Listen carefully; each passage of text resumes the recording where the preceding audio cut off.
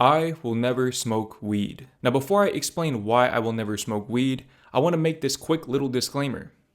I am not here to degrade anybody who smokes weed. I'm a big proponent of free will. Therefore, if you choose to use your free will to smoke weed in your off time, then by all means, you do you. As a matter of fact, pretty much all of my friends either actively smoke weed or did actively smoke weed at one point in time. The friends that smoke weed, or the friends that used to smoke weed, started when we were around 12 to 13 years old.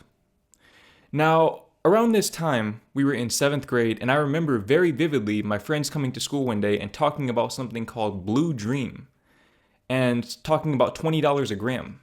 Now, I didn't know what they were talking about, but as I listened in more on the conversation, I realized they were talking about drugs, and in particular, marijuana. Now, I was never the type of person who even considered smoking weed, except for one particular time, which I will explain later on in this video. But a big part of the reason why I never considered smoking weed was because those friends who started early never even offered it to me. I suspect that most people start smoking weed because they want to fit in, they want to be cool, and they're followers by nature. Now, I'm not saying that I was just a natural born leader, especially at 12 or 13 years old, but I didn't even have the opportunity to follow them down that path because they didn't let me. And later on, as we got older, I remember us having a conversation where they told me the reason why they didn't introduce me to weed or ever offer me weed or smoke around me was because they didn't want to be the people to ruin my straight edge mentality. They didn't want to be the people who got me going down that path because they saw that I maybe had different aspirations and I had big dreams and goals for myself and I was capable of potentially achieving them.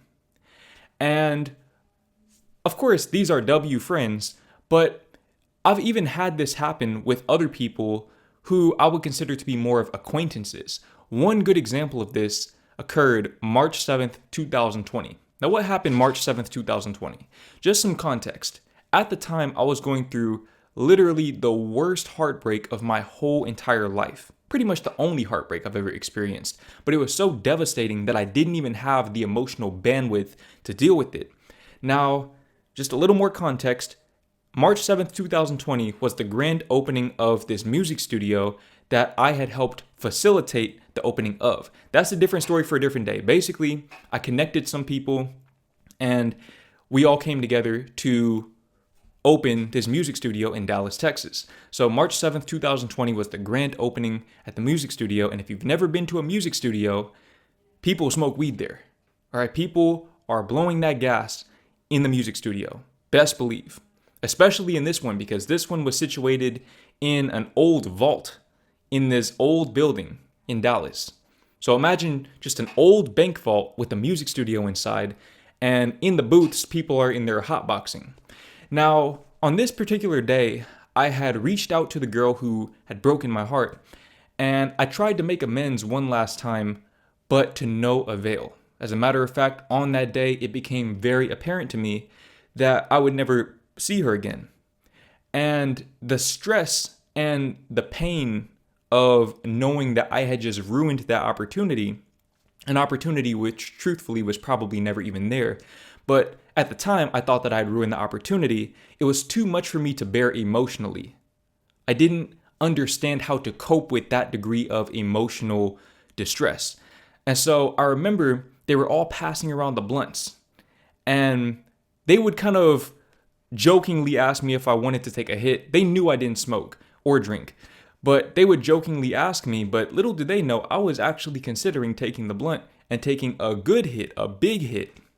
Because again, I just needed something to help alleviate the pain that I was going through. Now, as I was going through this thought process of considering going down that path, I ended up having a conversation with one of the rappers. He's one of my friend's friends. And unbeknownst to this man right here, I'll just say his rap name. His rap name is Solo, or at least it was at that time. I don't know what it is now. But unbeknownst to Solo, he changed the trajectory of my life that day with that one conversation. Now, basically, The way the conversation went was I insinuated to him that I was considering smoking weed that day. I didn't tell him why, but I told him that I was considering smoking weed that day. And I remember very vividly what he told me. He looked at me and he said, "Listen, bro, I'm going to be honest with you. I know you have big dreams, you have big goals, you're doing your YouTube thing." At the time, I had probably 700 subscribers, if that.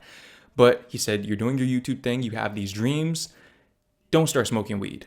Because if you start smoking weed, it's going to take that ambition out of you. It's going to kill the hustle and the drive and the motivation, and you're going to become lazy." Now, mind you, we're talking about somebody who smokes weed every time I see him.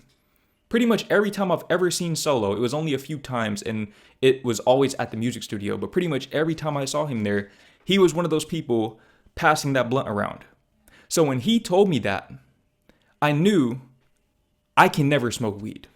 There is no reason for me to ever smoke weed. And that conversation really brought me back to reality. It helped me see things in a more logical, sensible manner. I was able to see the big picture. Because if this man right here who smoked weed every time I saw him, and on top of that, all of my friends I grew up with who smoked weed every day at that time were all telling me to not smoke weed because it would kill my ambition and my dreams, that was all the reasoning that I need. That was all the justification that I needed to never smoke weed ever in my life. Now, most people, the reason why they try weed, aside from the fact that they want to fit in and be cool, a lot of people, they give the justification that they just want to try it that one time. I'm going to just try it just to see what it's like. But here's the problem with that rationality, in my opinion, or rather the lack thereof. That line of reasoning is very flawed because there are only one of two things that can happen.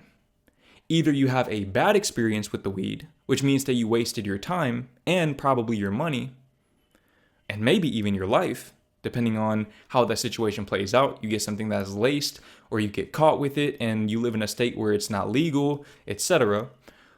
Or you have a good experience and an addiction is born.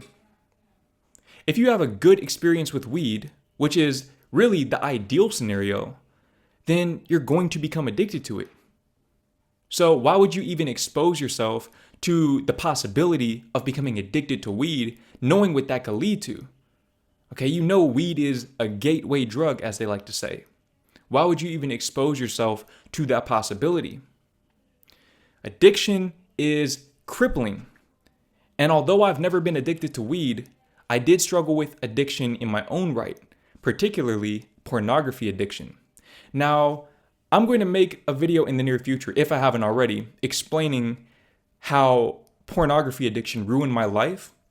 But for now, I just want to say this. If you're addicted to weed, the chances are you're probably addicted to pornography as well. Okay, let's be honest. Be honest with yourself. If you're addicted to weed, you're probably addicted to pornography as well, and or lust as a whole. You're addicted to sex. You're addicted to PMO. If you don't know what PMO is, this is what PMO is. I would highly suggest that if you're addicted to weed, you start by eliminating your pornography addiction. I'm assuming that you want to overcome your weed addiction if you are addicted to weed, and that's why you're still watching this. So if you want to overcome your addiction to weed, start by eliminating your pornography addiction and use the momentum from overcoming that addiction to overcome your addiction to weed. And then you can maybe overcome any other addictions you might have, such as video games or alcohol, anything in between or beyond. Of course, if you're dealing with hard drugs, you need to go to rehab. But if you're just struggling with weed addiction and pornography addiction, start by overcoming that pornography addiction and get yourself out of that mindset of trading the things that you actually want in life for what you want right now, which is that instant gratification. Now, if you don't know how to overcome addiction, and in particular, if you don't know how to overcome pornography addiction, click the link in the description to check out my relapse recovery guide, my PMO relapse recovery guide. It's a short ebook, it's a 15-minute read that is specifically designed to help young men like yourself leave lust in the dust for good. And it's free. Okay, if you want to go to rehab to overcome your weed addiction, I can't even give you a quote on what that's going to cost. But I can tell you this much, it won't be free. So click the link in the description and take that first step toward overcoming your pornography addiction so that you can then overcome your weed addiction and take control of your life once and for all. For free $99 at that.